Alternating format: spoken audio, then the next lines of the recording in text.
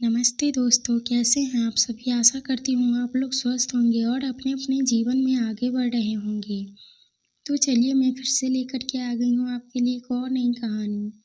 तो चलिए कहानी को शुरू करते हैं। माधोपुर गांव में सावित्री अपनी बेटी अंजना के साथ रहती थी। सावित्री के पति का देहांत हो चुका था। सावित्री गांव के जमींदार के घर में काम करके घर का खर्च चलाती थी। वह अंजना को पढ़ा लिखा कर डॉक्टर बनाना चाहती थी, इसलिए वो बहुत मेहनत से काम करती थी। एक दिन सावित्री ने अंजना से कहा, बेटी मैं काम पर जा रही हूँ। अंजना बाहर खेल रही थी। अंजना ने कहा, माँ आज आप काम पर मत जाओ, मेरे साथ घर पर रहो, आपके बिना मेरा मन नहीं लगता। सावित्री बोली, बेटी काम पर तो जाना ही पड़ेगा, नहीं तो पैसे कहाँ से आएंगे, और फिर पैसे इकट्ठे कर तुझे पढ़ाना है। जब तू पढ़ लिख कर डॉक्टर बन जाएगी, मैं घर पर ही रहा करूँगी। यह कहकर सावित्री काम पर चली गई। अंजना खेल में लग गई। दोपहर के समय अंजना घर में सो रही थी, तभी किसी ने दरवाज़ा खटखटाया। अंजना ने दरवाज़ा खोला तो सामने पड़ोस में रहने वाले रामू काका खड़े थे। उन्होंने अंजना से कहा, बेटी तेरा कोई रिश्तेदार है जिसे तू जानती हो? अंजना ने पूछा, काका मेरे पास मामा मामी पास के गांव में ही रहते हैं, लेकिन आप क्यों पूछ रहे हैं? तब रामू काका ने बताया, बेटी तेरी माँ सफाई कर रही थी और वो गिर गई, अब वो हमारे बीच नहीं रही। यह सुनकर अंजना के होश उड़ गए। वह रोने लगी। रामू काका ने बड़ी मुश्किल से उसे चुप कराया। उससे मामा का पता पूछकर एक गांव के एक आदमी को उन्हें खबर देने को भेजा। सावित्री के भाई रमेश ने आकर सावित्री का अंतिम संस्कार किया। उसकी पत्नी ने अंजना को संभाला। अगले दिन रामू काका और गांव के जमींदार अंजना के घर आए। उन्होंने रमेश से बात की। जमींदार ने कहा, रमेश जी यह बच्ची अब अनाथ हो गई है, इसकी देखभाल आपको करनी होगी। सावित्री का देहांत मेरे घर में काम करते हुए हुआ, इसीलिए मैं इस बच्ची के पालन पोषण के 1 लाख रुपए दे रहा हूँ। आप इसका अच्छे पालन पोषण करना। यह कहकर जमींदार ने रुपए रमेश को दे दिए। रमेश ने कहा, मैं इसका अच्छे से पालन पोषण करूँगा, आप चिंता न करें। अगले दिन रमेश अपनी पत्नी कुसुम और अंजना को लेकर अपने घर आ गया, लेकिन अंजना का वहाँ मन नहीं लग रहा था। उसे अपनी माँ की याद आ रही थी। वह दिन रात रोती रहती। एक दिन कुसुम ने कहा, अंजना जो होना था वो हो गया, अब उसे भूल जाओ और घर के काम में मेरी मदद किया करो।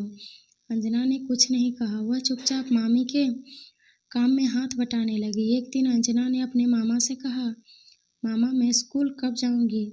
मैं पढ़ना चाहती हूँ। माँ मुझे डॉक्टर बनाना चाहती थी।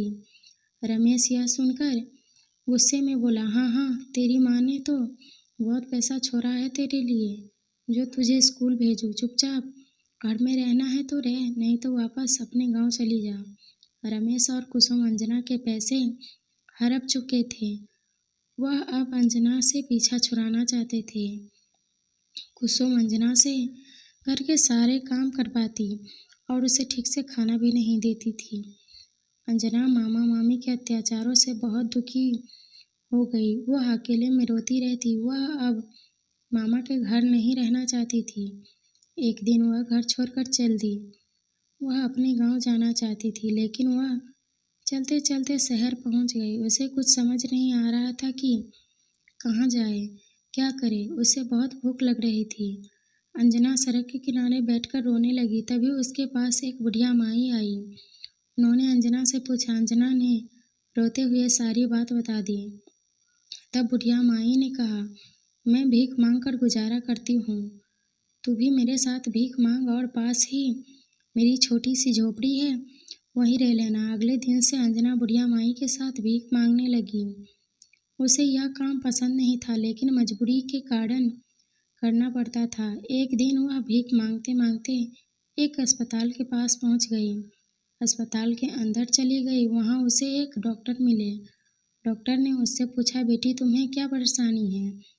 तब अंजना ने कहा, डॉक्टर अंकल मैं बिल्कुल ठीक हूँ, मुझे तो आपके जैसे डॉक्टर बनना है, मुझे डॉक्टर बना दीजिए। यह सुनकर डॉक्टर ने पूछा, बेटी तुम कौन हो और डॉक्टर क्या बनना चाहती हो? अंजना ने सारी बात उन्हें बता दी। उसकी बात सुनकर डॉक्टर उसे अपने घर ले गए। उन्होंने अपनी पत्नी को अंजना के बारे में बात की। उसकी पत्नी ने कोई संतान नहीं थी। उन्होंने अंजना को अपने घर में रख लिया और उसे स्कूल भेजना शुरू कर दिया। धीरे धीरे समय बीत गया। अंजना बड़ी हो गई। एक दिन वह घर पहुंची और उसने कहा, मम्मी पापा आप कहाँ हो? डॉक्टर की पत्नी ने अंजना से पूछा, क्या बात है बेटी, तू आज बहुत खुश नजर आ रही हो? अंजना ने उसके पैर छुए और कहा, माँ आज मैं डॉक्टर बन गई। यह आप दोनों के कारण हुआ है। आपने एक अनाथ भिखारन को अपनी बेटी बना दिया। यह कहकर अंजना रोने लगी और उसकी पत्नी ने उसे चुप कराया। डॉक्टर ने उससे कहा, बेटी तुम डॉक्टर अपनी मेहनत से बनी हो। हमने कुछ नहीं किया। आज खुशी का दिन है, रोने का नहीं। यह कहकर उन्होंने अंजना को गले लगा लिया। अगले दिन से अंजना डॉक्टर बनकर अस्पताल में काम करने लगी। कुछ दिनों बाद डॉक्टर और उसकी पत्नी ने अंजना की शादी करवा दी।